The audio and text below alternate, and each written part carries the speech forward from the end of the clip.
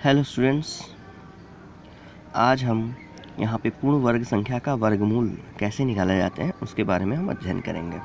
ठीक है, जैसे कि हम बता चुके हैं कि पूर्ण वर्ग संख्या क्या होती है। वह संख्या जो किसी अन्य संख्या का पूर्ण वर्ग हो उसे पूर्ण वर्ग संख्या कहते हैं। ठीक है, जैसे 16 एक पूर्ण वर्ग संख्या है क्योंकि ये 4 का पूर्ण वर्ग है। ठीक है, अब यहाँ पे माना y एक परिमेय संख्या है, परिमेय संख्या x का एक पूर्ण वर्ग है, यानी कि y = x²। तो y एक पूर्ण वर्ग संख्या होगी। ठीक है, अब इसको हम ऐसे भी ले सकते हैं, y = -x का होल स्क्वायर। क्यों? क्योंकि -x × -x + x का स्क्वायर होगा। ठीक है, -x × -x = x² हो जाता है।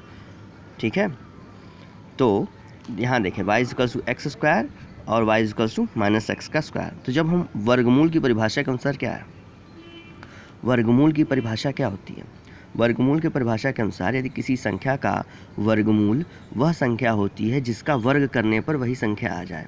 तो देखिए y = x² है, तो y का जो वर्गमूल वह संख्या होगी जिसका वह संख्या यानी यहाँ इस केस में x जिसका वर्ग करने पर वही संख्या आ जाए। ठीक है, तो यहाँ पे y का वर्गमूल या √y आ जाएगा x और इसके अकॉर्डिंग आ जाएगा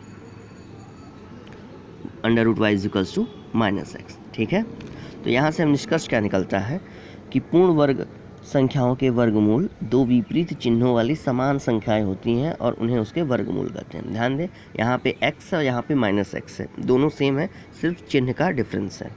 ठीक है, एक एग्जाम्पल लेते हैं, 36 या 36 का वर्गमूल ज्ञात करें।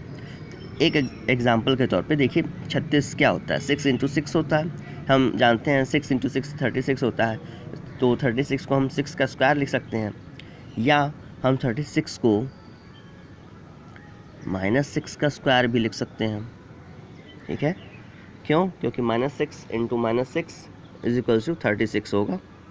ठीक है, तो वर्गमूल की परिभाषा अनुसार या स्क्वायर रूट की डिफिनीशन के अकॉर्डिंग √36 आ जाएगा +6 एंड -6। ठीक है, तो इसको हम शॉर्ट फॉर्म में लिखने के लिए ऐसे लिखते हैं √36 = +-6। +-6 का मतलब कि √36 का जो स्क्वायर रूट है या वर्गमूल है वो +6 भी है और -6 भी है। ठीक है,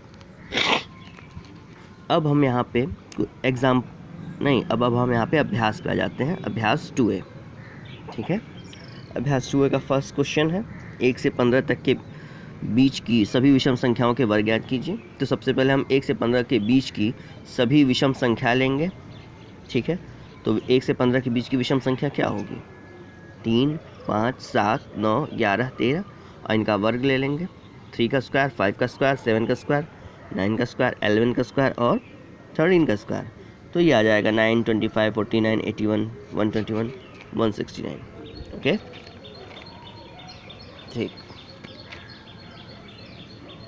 अब फिर 2 है, निम्न के मान याद कीजिए। इसमें देखिए वर्ग है। ठीक है, वर्ग का मतलब 56 का स्क्वायर है, मतलब 56 × 56 करना है।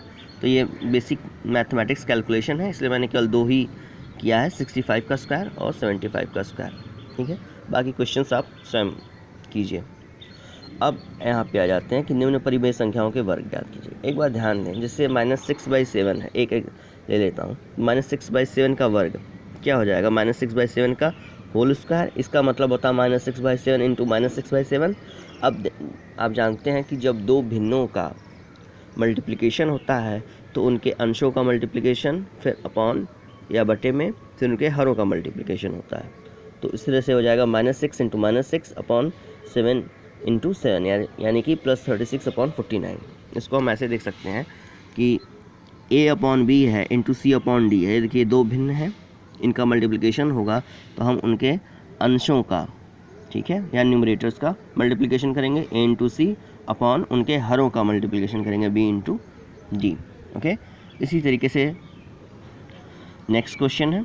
अब इसके आगे के जो क्वेश्चन हैं, ज़्यादा क्वेश्चन नहीं है, उसको आप स्वयं ट्राई कीजिएगा। यदि नहीं आएगा तो व्हाट्सएप पे पूछिएगा, मैं फिर बताऊंगा। ओके, धन्यवाद।